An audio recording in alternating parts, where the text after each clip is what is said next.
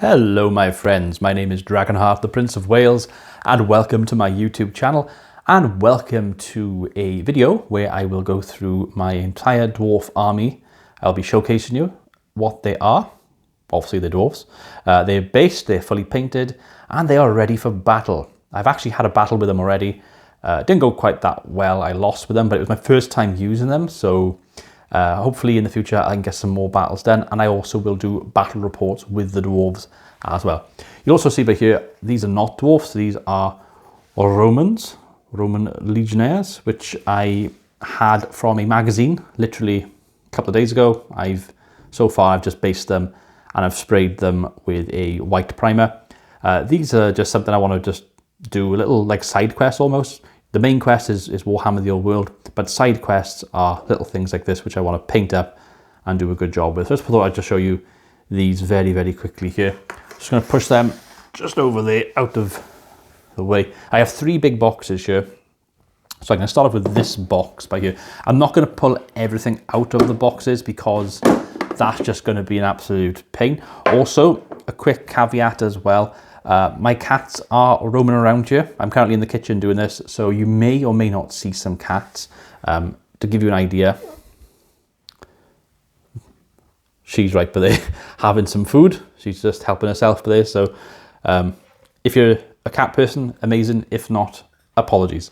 But we will start off with these dwarves by here. So I'm going to show you my Longbeards to start off with. So I've got my Longbeard champion. Try and get the focus on the camera for you. I had this trouble last time I did a... there we go. That's my Longbeard captain. You can see he's got a golden shield. He's got golden axe with a black pommel, black gloves. Done some detailing with the gold on his beard as well. And then I've gone for a nice dark kind of red tone, like tunic with a little bit of silver underneath. That's what the entire Longbeards look like. And then you'll see I've got white snow. This is Army Painter Snow. To be honest with you, when you buy it, it looks a little bit dodgy. Don't go walking around town centres with it because people will think you're, you know, sniffing something. So yeah, keep that hidden if you do end up buying it and you're going around somewhere. But I basically use PVA glue over the top of the base, put the snow down, and then I PVA'd over the top to seal it. So you can see I'm dragging my finger along that quite roughly and nothing's coming off it. And then I've got a couple of little ice grass tufts on it. So that's my champion. I'm just going to pop him back in here. To give you an idea of the other Longbeards, I got my dude by here. This is my musician. So I've given him a nice red dragon horn as he has a hammer. He's holding a hammer in his other hand, and then I've done some nice detailing. I'm quite proud of these. They look quite nice. You'll find with my dwarves, some of them don't look that good. Some of them look better than others. I think I got better as I went along. Like you'll notice with this one by here, there's a little bit of silver that's gone over the top of the rim blade onto the thing. Just small little mistakes like that. But these are things that I'll obviously improve on as I get more experience with the hobby. You know, I am brand new to this. This is my first time, you know, wargaming is something I'm brand new to. I only started playing last year. I only started collecting miniatures last year. So I'm proud of this. This looks quite good. The gold really popping on the beard and stuff. I'm quite happy with that. So that's that. And that's the important thing. As long as you're happy, nobody else's opinion really matters. And then this is the standard bearer. I've got the transfer on there. I've used different clan transfers for different bannermen, standard bearers, because I wanted them to all be unique. So my Longbeards have like a red kind of, dark red kind of appearance. So that's what the musician, the standard bearer looks like. So that's the Longbeards. The rest all look the same. They're all in the box, but they just give you like an overhead. We'll do the hammerers next. So I'm just going to grab a random hammerer by here. These are pretty self-explanatory, to be honest with you. Pretty much silver, like a darkish silver mixed with sort of black on the arms and the rims. I've gone for like a brown beard, a little bit of detailing. I got like a red little bit on the edge of his like beard, but there. Snow sort of coming up onto the boots as well, because they're in like deep snow, that sort of thing. And that's pretty much the case of the hammerers all the way through. So that's him. And then if I can find, the problem is they're all kind of out of order. This is the champion of the hammerers by here. There he is. I made a big mistake, and I don't know if you'll notice it straight away. Actually, you probably will. There's like a big hole in his beard, but that's because when I glued him, I glued the arm too far, and it wasn't until I started painting, because these miniatures are very, very small, but like my fingernails here, it's smaller than my fingernail. Like, it wasn't until I started painting this model that I realized that, oh, actually that helmet that he's holding is supposed to clip into that there. So he's got this like massive gap. So I've tried to like make it the same color as his beard. I could get some like, you know, some green stuff and just make some little divots into it and then paint the same color, which is something I probably will do eventually when I get a bit more time. But this is my champion. He's got like gold stuff on the bottom of his beard, a little bit of detailing on his helmet there. Obviously gold because he's a champion, so I want to stand out a little bit more. So a big gold hammer over there. So that's my hammerers, and then there is a standard bearer as well for the hammerers, which I will show you.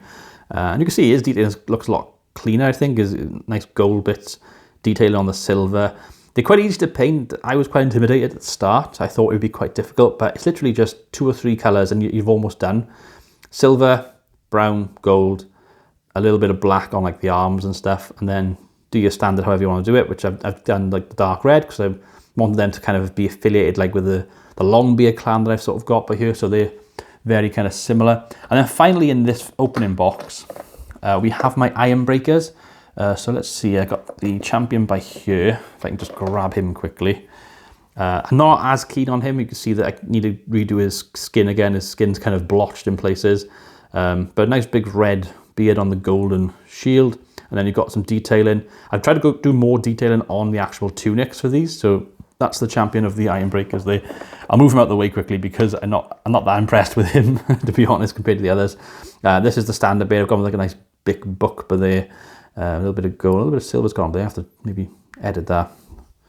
And then on the back then, a nice red and blue, traditional kind of dwarf colours on the back of this book that he's basically holding up by here for the standard.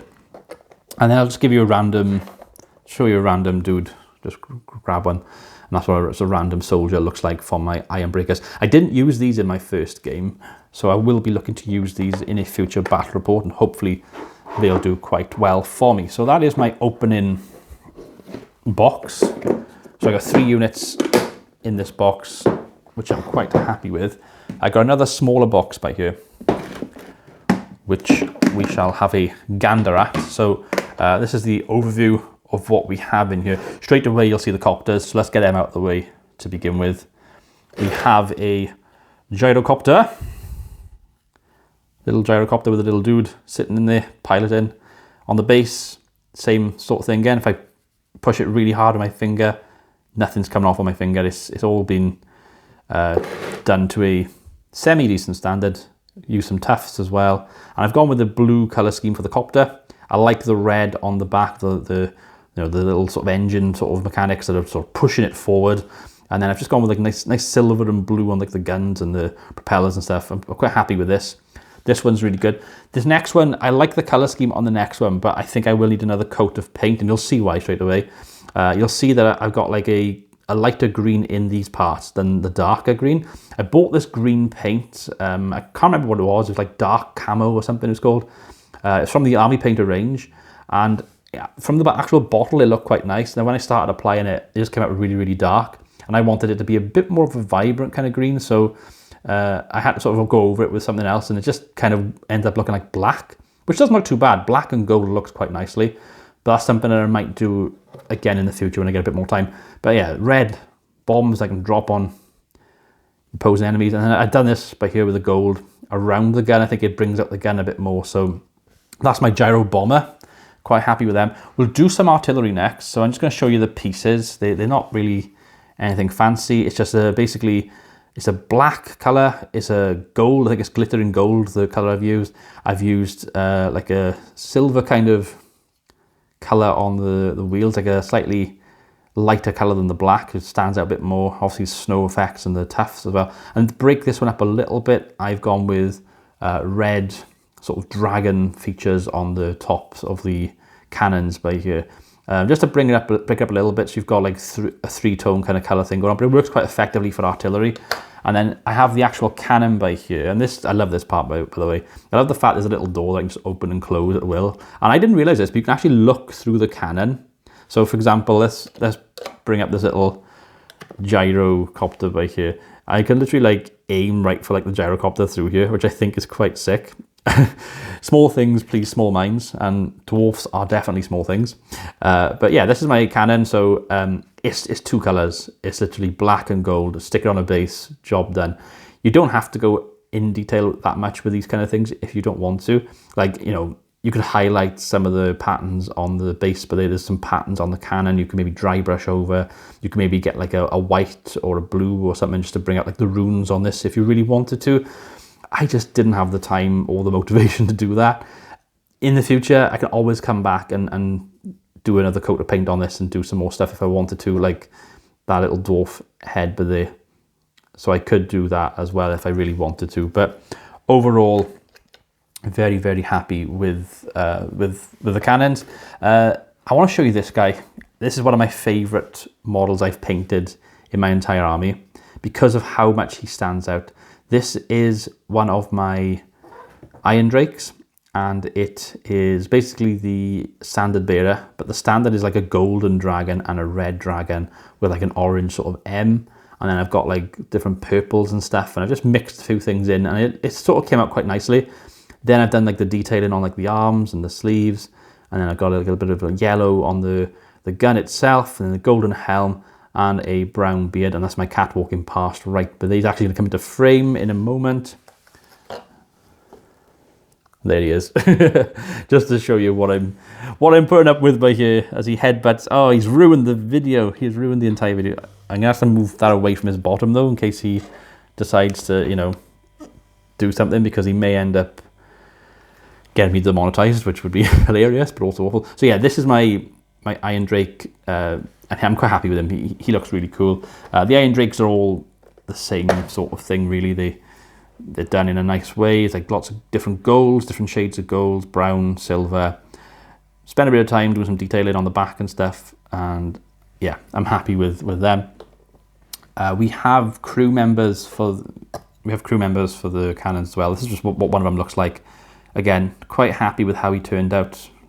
Gone for like a darker skin tone because these are like, you know, dwarfs are down mines and that kind of thing.